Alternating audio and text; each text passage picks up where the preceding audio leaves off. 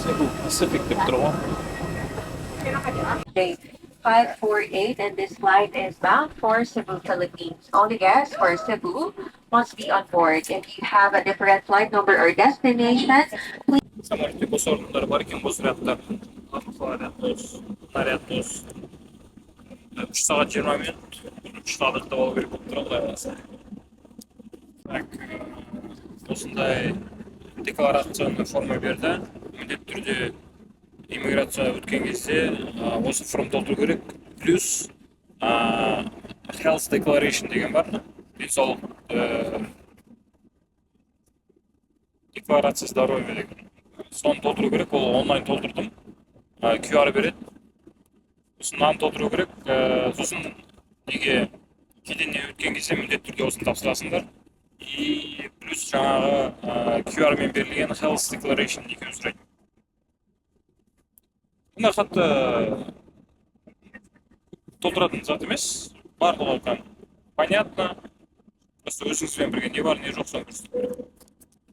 Қарасы ауыстыру. 52. Интернетте 56. Қабылдау мен сатудың арасы 8 песо отыр.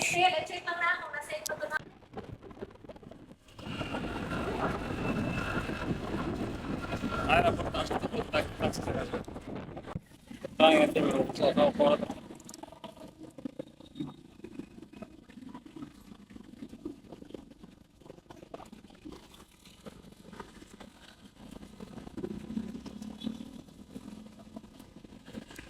Короче, Филиппинаның басы дейтін кәдімгідей асығыспен басталды ғой. Сибу аэропорттан түстім. Кеше аэропортта Сингапурда отқан кезде местный осы филиппиндік жігітпен сөйлескем. Қандай такси арзан, қалай барсам болады деп. Өйткені менде таңертең сағат 6-та ғой. Мен сағат 5:30-да даже келу керек едім. Бір сағат кеш келдік. Сағат 6-та түстік. Ол кездерде автобус жүрмейді. И автобуспен мен қазір тұрған жерге келу бір 2 сағаттай уақыт алады екен, 1,5 сағаттай. Сосын Байтпен келдім, жаңа көргендеріңіздей. Байтпен Максима деген приложение бар.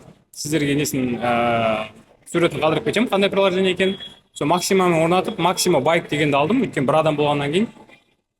Бағасы 175 песо болды. Мен қазір соус бас терминал деген жердемін. Бүгінгі план менде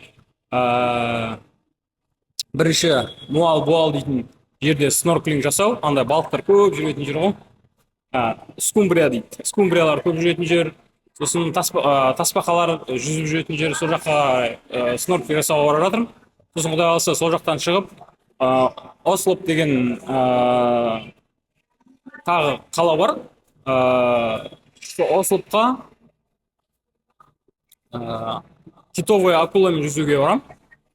Құдай қаласа, бүгін кешке сол жаққа жету керек. Қазір билет алдым. Билеттің құны Муал-Буал дейтін жерге соус бас терминалдан 209 рупий тұрады екен.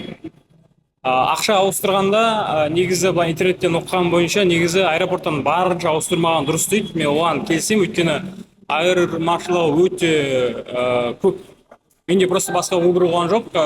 Сағат таңғы 6-да басқа мол центрлер басқалар жұмыс жасамайды. Егер сіз келіп жатсаңыз, аэропорттың қасында жаяу бір где-то 15-20 минут жүретін жерде бір мол бар. Атын ұмытып қалдым. Аэропорттың айналасында Манула мол ма сондай бар. Соның ішінде банк, сол ішінде обменниктерден ауыстырып алсаңыздар болады. Не шамалы 400 песодай шамалы ұтып қалдым. Ол примерно $8 примерно ұтып қалған шаң. Примерно $8 4,000 теңгедей. Бәй алғысын, алдым 4,000 теңге қатты ма? Да, ақыл 3,000 теңге дейікші. Сол, бұйырса. Короче, иммиграцияда болған қызықтарды етейін. Иммиграция келдім. Білмеймін, декларацияны бір жаққа өткізу керек педі. Просто декларация ешкім сұрамады менен анда. И иммигрейшннан сұрадым, декларация қайсы деп. Так, сөйтіп иммиграция менен, короче, не жұмыс жасайсың, жұмысыңның суретін көрсет, қандай компанияда жұмыс жасайсың, типа жұмыста жүрген суретіңді көрсет дейді. сосын давай давай деп барлығын көрсетіп сөйтіп бір айға енді бізде тегін ғой не посещение Филиппиндерде. Так, аш қарынға ұрып жатыр, барғаннан кейін бітіргесін қарастырамыз тамақтың. Су алдым, 0,5 салқын, 20 рупи тұрады. 20 рупи дегеніміз, енді 8-ге көбейтеміз ғой, 1 рупи 8 теңге, 160 теңге. Автобус осындай, кондиционермен и так далее. Так, қазір біз былай жүрсек, отырып алу керек. Мына жақтан күн түседі ғой. Біз, получается, оңтүстікке бара жатырмыз. Мен Александр былай жүреміз. Егер 2 адам болып келіп жатсаңыз, 3 адам, 4 адам болып Grab деген приложение орнатып алсаңыздар болады. Сол Grab деген приложениемен такси шақырсаңыз болады. Сол шамалардан да ұшады дейді. Немесе аэропортта ақ таксилер бар. Кап-такси деген жазу бар. Олар счетчикпен жүреді. Олардың да бағалары нормальный. Анда ақ и қызыл қателеспесем, 2 түрлі такси бар, и ағы арзандау дейді. Таксометрмен жүреді. Онда келдік, осы аялдамада білеміз, онда талпа сақтап тұрамыз ғой, короче. Талпа мен деп тұр. Біз суатымыз талпа. Осындай мол деген жерге келдік. Бисмилля. Жолеби. Короче, Jolly Crispy Fries дегеннен мындай алдым. Теген сэндвич кішкентай екен. И фрай Lipton 120 рупиге шықты. 1060 теңгеге айналады. Мен фридайвқа баратқан жер автобустан түскен жерден примерно бір 3 километрдей. Қазір әуеге жатыр, жолдың ойымен. Прикольно.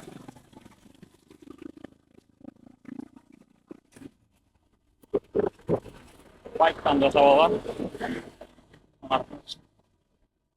Олар жаяу жүр. Айдайтамыз. Так, Филиппинда нетен қанша тұрады?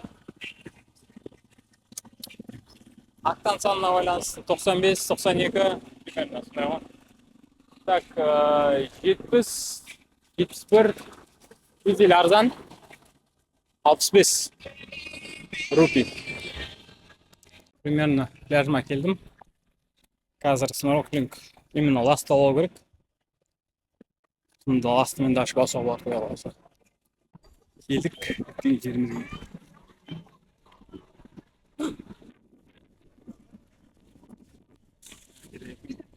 Var қарап. Су деген мощный екен.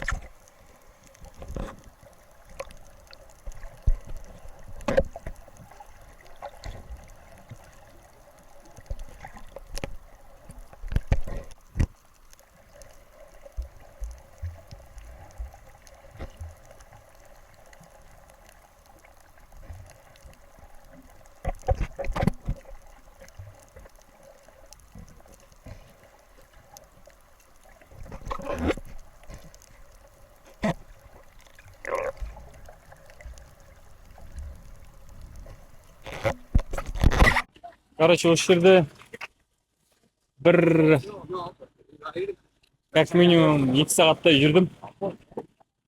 2 сағаттай кәдімгі судан шықпай мощный екен коралдары. Египеттің дайвингіндегі коралдарға келеді. Вообще кайф, жүре бергің келеді. Просто шаршап кетесің. Суда 2 сағат жүргенде оңай емес қой дегенде жаңағы. Осы жерден алдым, мынандай ласты алдым. Ласты 100 рупия алдым. 100 рупия дегеніміз ол $2 арендаға. Потом задын тастап кеттім, короче. $1 елу рупиге. Сонымен $3 ана жерде әдемі демалдым. Мына жаққа егер снорклинг тақсаларың келсе, міндетті түрде келу керексіздер. Снорклингке әдемі жер екен. Осында прикольно нелер бар. Ресторандар, гестхаустар, мысалы. Жаңа сноркл жасаған жерде. Буал деген. Буал. Келген пляжымның несін қалып берем, координатысын. Тағы White Beach деген бар дейді. Оған білмеймін, барам ба, бармайым ба. Қаладан кейін шаршап қалдым, бірақ біраз снорклинг жасадым ғой 2 сағаттай. Тоқтамастан. Адам баршылық. Жақта да енді жылы Таиланд, Индия, Малайзия, что еще там, Бали. Сияқты нелерде осындай транспорт напет өте көп, өте. Осы жаңа менің айналасы. Мынандай машиналар вообще прикольный екен. Бамблби деп қойып қойыпты. Тамақ жейтін жерлері барлығы бар, короче. Жаңа мен снорклинг жасаған жерде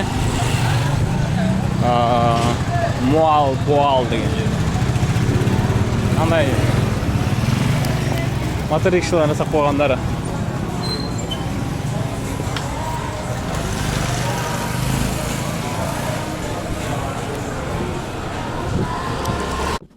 Метр жерге такси оғанда келіп тұрады, что-там барасың ба деп.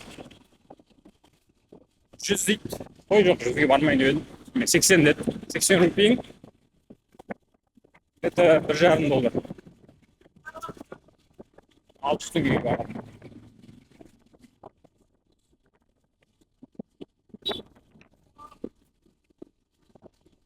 Так, мана автобустан түскен жерге қайттан келдім. Енді осы жерден Ослоп деген китовый акул көруге барамыз. Құдай қаласа. Автобусқа отыру үшін, короче, пересадка жасап, екі автобус ауыстырады екенбіз. Или мына жерде айтады, мына жерде такси бар дейді. 1000 песоға апарып тастайды дейді. Сен қалаған жеріңе. Ол жақта. 1000 песо дегеніміз ол 10.000 теңге ғой. $20.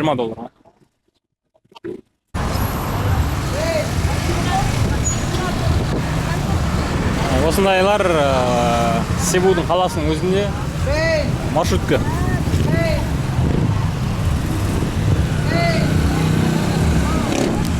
Үлкен сардиналарды, сосын тасбақаларды көру үшін гид жалдағанның дұрыс болады деп жатыр да мында. Примерно 1000 тұрады дейді, енді бұл өздерінің бағаларын қоса өтіп тұр ғой, примерно 300-ге, 800-ге таба болады жар. Даже 600-ге. Просто жаңа сардиндер, олар мелководьеде емес, глубоководьеде жүреді дейді көбінесе. Примерно 15 метрдей дайв жасау керексің дейді да, короче. Өйткені олар судың бетіне жақын көп жүрмейді дейді, ондай ұстау өте сирек дейді.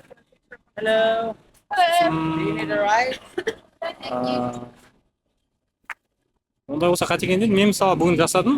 Дайвинг примерно бір максимально 6 метрге барған шығар, 5 метрге. Бір продукт ма, 2 продукт ма жасадым ғой. Бір жағынан көрімде келіп тұр, бір жағынан 15 метр что-то қиындау келіп сияқты маған.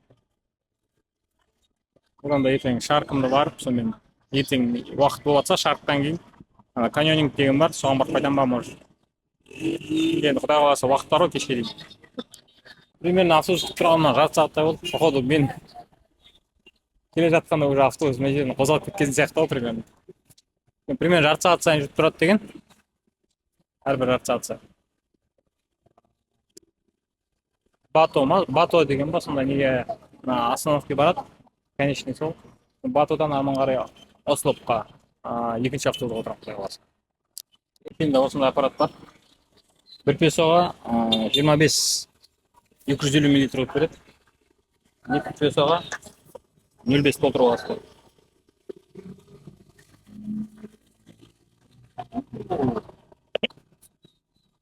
жергілікті маршруттар.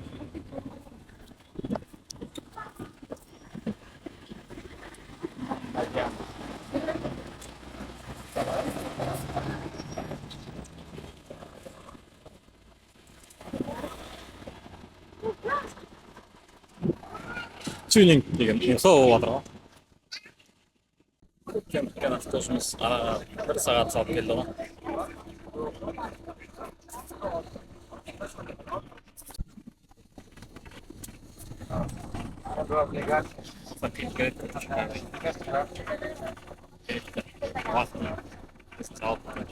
Ремень кесетін бар ғой, ремень кесетін сонымен.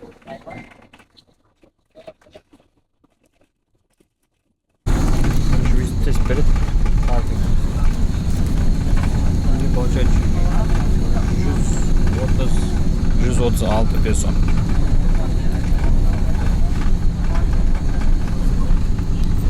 Екі сағат 30 минут соп жеттік. Бато деген остановкаға енді жерден асылып қалып отырдық. Сол жақта отеліміз бар. Ертең құдаласа плавание бар. Дальше больше куда вас посмотрим. Отель Медин. Билетім 40 песо тұрады. 40 песо. Так, менің 15 долларға түскен бөлмем.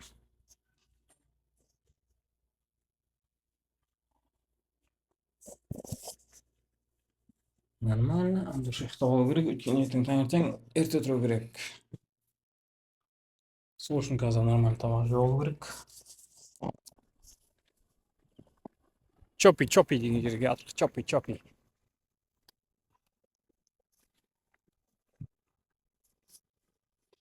Чопи.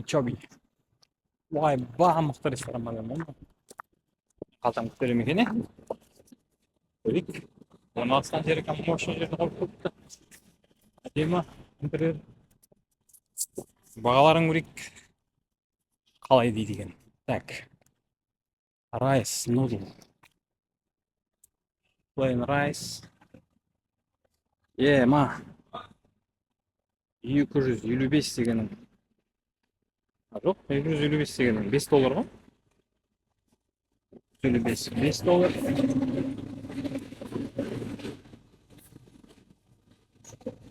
Нормально, то 7 доллар, 8 долларға, максимум 10 доллар айтып тұр. Бағалары бір шамалы қымбат деген баға жоқ. Рама жоқ. Осыны жейміз. Сосын суын қосқанда где-то бір 13 доллар, 14 доллар келейін тұр. Туна жейміз ба деп, туна тек үлкендері қалыпты. 300 грамм дейді. 300 граммдар алған. 300 грамма примерно 400 рупийде ашып кетейін деп тұр. 8 евродай. 8 доллардай. Ол үшін жарты гриль заказ бердім тауықтың. Жарты денесін. Рис заказ бердім. И манго, банана, шейк заказ бердім. Общий сол где-то 10 доллардай шығайын деп тұр, бағаласы. Так, тамақтайын.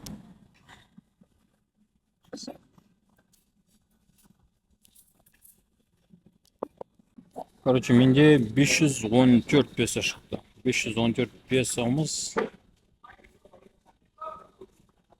10 доллар.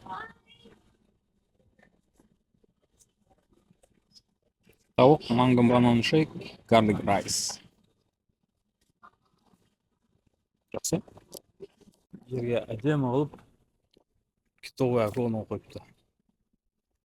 Осы үшін келдік қой негізі дейсің, осында. Китовый акула ана жерде жарық берсе дұрыс көрінеді екен. Құдай қаласа ертең осымен жүземіз. Жергілікті ақшаларды көрсетіп жүрейін. Так, әзірге мендегі үлкен мың. Мыңдық банкнотада адамның бейнесі көрсетілген. Санбилун песо, 1000 деген Санбилун сияқты. 100 песо Сандаң писо, 500-лік лимандаң писо, 50-лік лиманпуң писо. Және артында көрсетілген жергілікті национальный парктар ЮНЕСКО-мен қорғалған Тубатаха Рифс National Park. Яғни мынау сол жерде South Sea Pearl маржан. 500-лікте 2 адам көрсетілген. Бұның артында Puerto Princesa деген арал бар. Сол аралдағы лимитированный тотықсты көрсеткен болу керек, қателеспесем. 100-лікте бір кісі тұр. Артында Майон дейтін вулкан бар. Солмен не көрсетілген? Whale shark көрсетілген. Жергілікті адамдар негізі әлем бойынша осы whale sharkпен көру үшін, сонымен жүзу үшін келеді. Бұл жақта 100% гарантиямен көруге мүмкіндік бар. 50-лік песода бір кісі тұр. Артында Tall Lake дейтін өзен и балықтар көрсетілген. Және де бұл 20-лық песо. 20-лық песода тоже бір жігіт. Жергілікті гүлдер көрсетілген. Одан кейін 10-лық песода тоже кісі. И мына жерде қателеспесем, анау банандар жоқ. Капа дейді, капа деген зат. Знаю. Сосын 1-лік песо. 1-лік песода артында тоже бірдеңе бейнеленген.